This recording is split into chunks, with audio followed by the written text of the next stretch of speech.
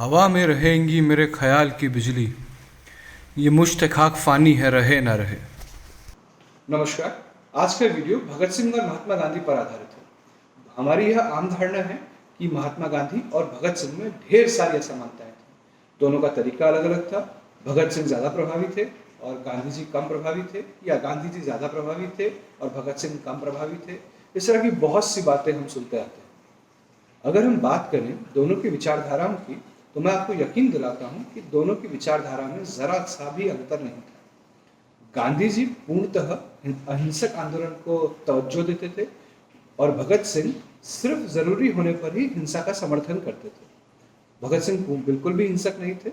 उन्होंने सिर्फ हिंसा का लेश मात्र उपयोग किया भेरी सरकार को सुनाने के लिए, जैसा आप और हम सब जानते हैं। अगर हम विचारों की बात करें, गांधी विचारों की और भगत सिंह के विचारों की, तो आप ये पाएंगे कि दोनों ही जाति व्यवस्था के घोर विरोधी थे। भगत सिंह कहते हैं एक और कि अगर मान लीजिए किसी व्यक्ति का जन्म किसी अछूत या अनुचित समाज में हो गया हो, तो इसका यह अर्थ नहीं है कि जीवन भर उसे उसी तरह से ट्रीट किया जाए, उसी तरह से उसके साथ व्यवहार किया जाए। गांधी जी भी सिर्फ उन्हीं शादियों में जाते थे जिनमें वर या वधू में से एक कोई भी अंत्यज हो। अगर हम बात करें हिंदू मुस्लिम की, तो दोनों ही हिंदू मुस्लिम एकता के पैरोकार थे।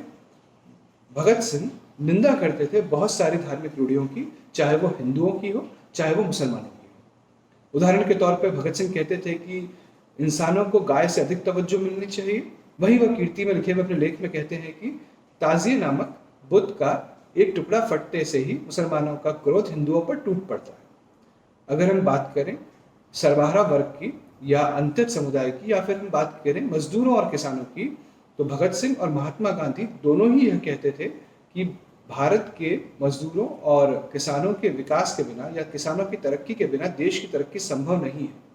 तो दोनों के विचार लगभग एक ही समान थे। भगत सिंह भी ट्रेड यूनियंस का समर्थन करते थे, मजदूरों की खराब स्थिति का वह बहुत आलोचना करते थे कि भारत में मजदूरों की स्थिति बहुत खराब है। वह धार्मिक आंदोलन के भी विरोधी थे, वह जात पात व्यवस्था के तो विरोधी थे ही थे, और सेम गांधी जी थे। गांधी जी में कोई अंतर नहीं था। सिर्फ बात है तरीके की कि भगत सिंह ने असेंबली में बम फेंका और महात्मा गांधी अहिंसक तरीकों से अंग्रेजों का विरोध करते रहे। दोनों का एकमात्र लक्ष्य था आजादी। यह तो हुई भगत सिंह और गांधी जी में समानता की बात। अब हम बात करते हैं उस विषय की जो आज भी चर्चा का केंद्र है और फिल्मों में भी अधिकतर दिखाया गया कि महात्मा गांधी ने भगत सिंह को नहीं बचाया। वह चाहते तो भगत सिंह की फांसी माफ हो सकती थी। मैं आपको बताता हूँ इससे जुड़ी हुई कुछ बातें। कांग्रेस का ऐसा कोई भी कद्दावर नेता नहीं था जो भगत सिंह से जेल में मिलने ना गया हो। भगत सिंह के पिताजी किशन सिंह स्वयं कांग्रेस के एक सक्रिय सदस्य थे, और मिस्टर भार्गव जिन्होंने भगत सिंह का केस लड़ा वह भी कांग्रेसी ही थे। बाद में वह पंजाब के मुख्यमंत्री भी बने। अगर हम बात करें पंडित जवाहरलाल नेहरू के पिता मोतीलाल नेहरू की, तो वह भगत सिंह के कट्टर समर्थक थे। पर यह दुर्भाग्य है कि भगत सिंह को जब फांसी दी गई उस वक्त वह जीवित नहीं थे। अब हम बात करते हैं मोहम्मद अली जिन्ना की, तो आप शायद यकीन ना करें, पर मोहम्मद अली जिन्ना ने भी सेंट्रल लेजिस्लेटिव असेंबली में भगत सिंह का मुद्दा पूरे जोर शोर से उठाया। पर जब भगत सिंह पर जब हत्या का मामला चला, तब उन्होंने अपने हाथ पीछे खींच लिए। आपको शायद यकीन नहीं होगा कि उस समय भगत सिंह का समर्थन करने वाले बहुत कम लोग ही थे।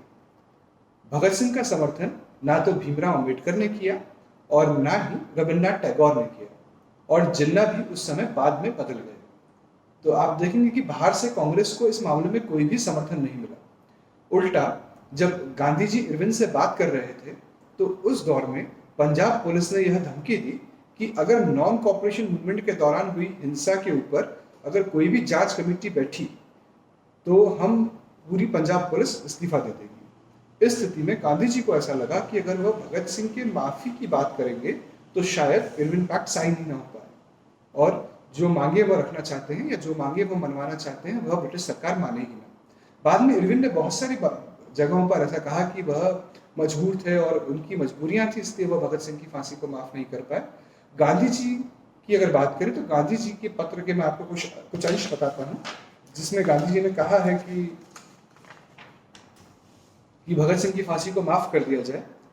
गांधी जी यहाँ कहते हैं, मैं निश्चित रूप से कहूंगा कि उनके विचार सही नहीं है, लेकिन भगत सिंह बेशक एक बहादुर आदमी है। बहरहाल मृत्युदंड की बुराई यह है कि वह व्यक्ति को सुधरने का मौका नहीं देता। मैं यह मुद्दा आपके सामने एक मानवीय आधार पर रख रहा हूं और मेरी इच्छा है कि इस आदेश को टाल दिया जाए, अन्यथा देश में अनावश्यक उथल पुथल हो सकती है। अगर आपकी जगह मैं होता तो मैं उन्हें रिहा कर देता, लेकिन सरकारों से ऐसी उम्मीद नहीं की जा सकती। यह महात्मा गांधी के शब्द हैं। 23 मार्च को जो महात्मा गांधी ने पत्र लिखा, उसमें उन्होंने लिखा कि आम राय सही हो या गलत, फांसी की सजा को उम्र कैद में बदल देने की है। जब कोई सिद्धांत दांव पर ना लगा हो तो अक्सर आम राय का सम्मान करना कर्तव्य हो जाता है। यहाँ गांधी जी भगत सिंह की फांसी को रोकने का समर्थन कर रहे हैं और फांसी की सजा को उम्र कैद में बदलने की याचना कर रहे हैं। वर्तमान मामले में अगर फांसी की सजा बदली गई तो उम्मीद यह है कि शांति स्थापित होगी। अगर फांसी हुई तो निश्चित रूप से शांति खतरे में पड़ेगी। इसे देखते हुए मैं आपसे यह सूचित कर रहा हूं कि क्रांतिकारी पार्टी ने मुझे यह आश्वासन दिया है कि अगर इन जिंदगियों को बख्श दिया जाएगा तो पार्टी हिंसा की राह छोड़ देगी। फांसी एक न बदले जा सकने वाला कृत्य है।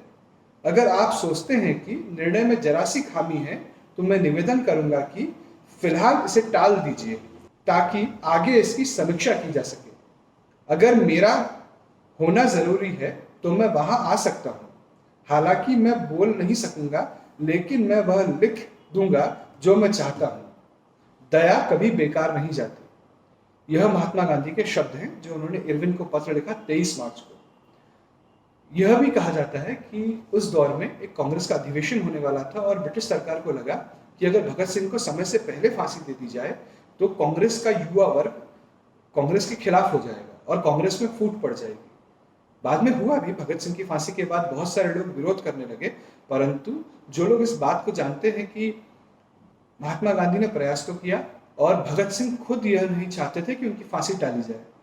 जब किशन सिंह जी ने, उनके पिताजी ने जब ट्रिब्यूनल में जब याचिका दी कि उनकी फांसी माफ कर दी जाए तो उन्होंने अपने पिता पे बहुत नाराज हुए। भगत सिंह ने ब्रितानी सरकार को एक पत्र में यह भी लिखा कि हमने ब्रिटिश साम्राज्य के खिलाफ युद्ध छेड़ा है और हमारे साथ युद्ध बंदियों की तरह ही सुलूक किया जाए। हमें फांसी ना दी जाए और हमें गोली से उड़ा दिया जाए। हमें फांसी देना हमारा अपमान है।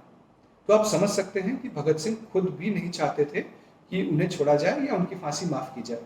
पंडित जवाहरलाल नेहरू इस दौर में भगत सिंह से मिलने भी गए थे और नेहरू जी को भी भगत सिंह ने यही कह के लौटा दिया कि देश के लिए उनका शहीद होना अत्यंत आवश्यक है। तो बहुत सारी बातें हैं जो अफवाह की तरह प्रचारित की जाती हैं और कहा जाता है कि गांधी जी भगत सिंह के विरोधी थे। ऐसा कुछ भी नहीं है। दोनों के विचार भी एक थे, दोनों की मानसिकता भी एक थी, दोनों ही आज़ादी चाहते थे। भगत सिंह या महात्मा गांधी या कांग्रेस के किसी नेता ने कभी भी कोई भी माफीनामा ब्रिटिश सरकार को नहीं दिया। ना वह कभी डरे, वह अपने लक्ष्य के प्रति अडिग रहे और आखिरकार भारत को आज़ादी मिली। मैं आशा करता हूँ आपको यह वीडियो पसंद आया होगा और इससे आपको कोई नई जानकारी मिली होगी। मेरे द्वारा बताई गई बातों को आप नेशनल आर्काइव्स या बहुत से प्रख्यात लेखकों की किताबों से क्रॉस वेरीफाई कर सकते हैं। आपका बहुत बहुत धन्यवाद।